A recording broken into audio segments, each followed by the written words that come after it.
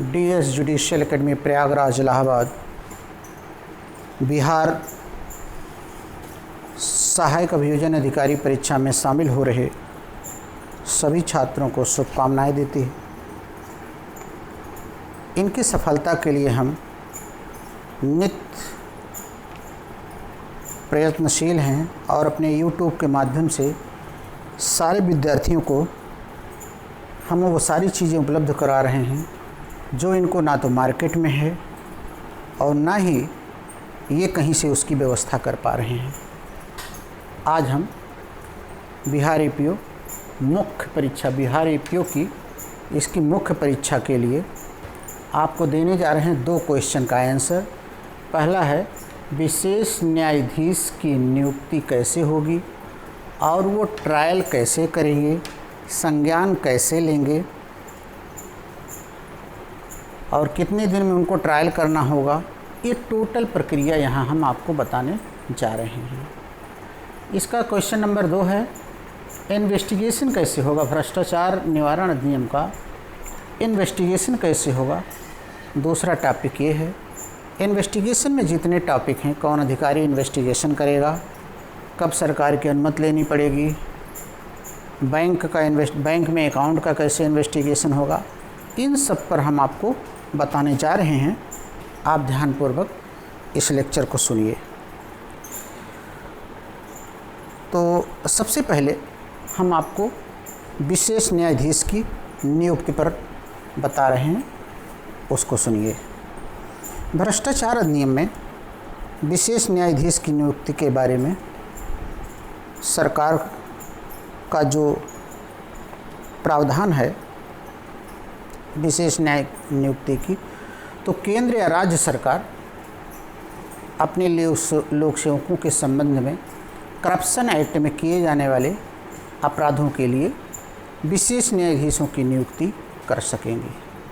केंद्र या राज्य सरकार अपने लोक सेवकों के भ्रष्टाचार के मामलों के लिए विशेष न्यायाधीशों की नियुक्ति कर सकती हैं। ये उनको शक्तियाँ दी गई हैं। ये केंद्र सरकार राज्य सरकार सेक्शन 3 सब सेक्शन 1 भ्रष्टाचार अधिनियम के अधीन ये नियुक्तियाँ करती हैं। तो पावर इनको करप्शन एक्ट के सेक्शन 3 सब सेक्शन 1 में नियुक्ति का है। दूसरा, इन जजों की योग्यताएं क्या हैं। तो इन जजों की योग्यताएं या तो पहले से सेशन जज हों, रहे हों, यानी पूर्व सेशन जज, सिटिंग सेशन जज या रिटायर सेशन जज या अपर सेशन जज, ये लोग इसमें काम कर सकते हैं। अर्थात सिटिंग सेशन जज या रिटायर सेशन जज को करप्शन एक्ट में न्यायाधीश बनने की योग्यता दी गई है।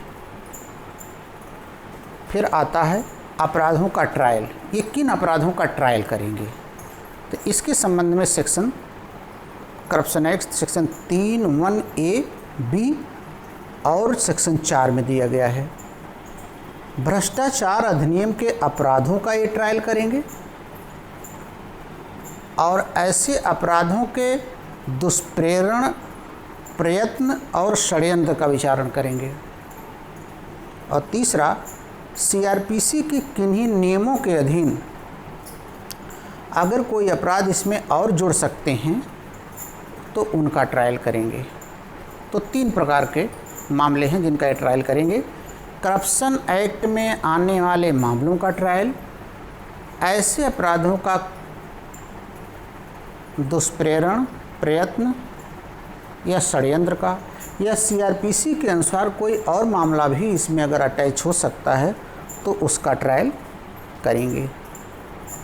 ये सेक्शन 3(1)(a), (b) और सेक्शन 4 में दिया गया है। अब चौथा पॉइंट आएगा कि विचारण कैसे होगा इनका। विचारण के लिए क्या प्रक्रिया है करप्शन एक्ट में। तो विचारण के बारे में सेक्शन 4 में कहा गया है दिन प्रतिदिन विचारण किया जाएगा, डे बाय डे इनका विचारण होगा। कोशिश होगी कि 2 वर्ष में इनका ट्रायल पूरा हो जाए। नहीं हो पाता है तो 6 माह के लिए बढ़ाया जा सकता है। फिर भी नहीं हो पाता है तो अधिकतम 4 साल तक दिया जा सकता है, उसके आगे नहीं। तो ये हो गया इनके विचारण की प्रोसीजर, विचारण की अवधि सेक्शन 4।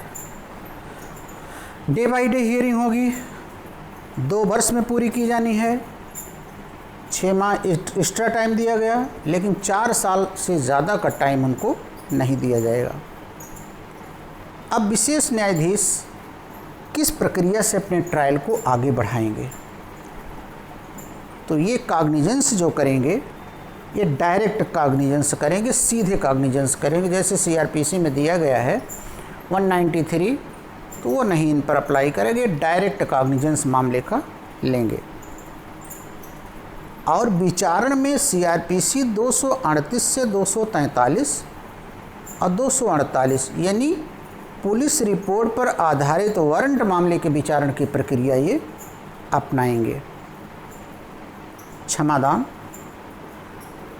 सीआरपीसी 307 और 8 में जो क्षमादान की शक्ति मजिस्ट्रेट को दी गई है, सीआरपीसी में जो क्षमादान की शक्तियाँ दी गई हैं वो 7 और 8 में सेशन न्यायालय को भी प्राप्त हैं।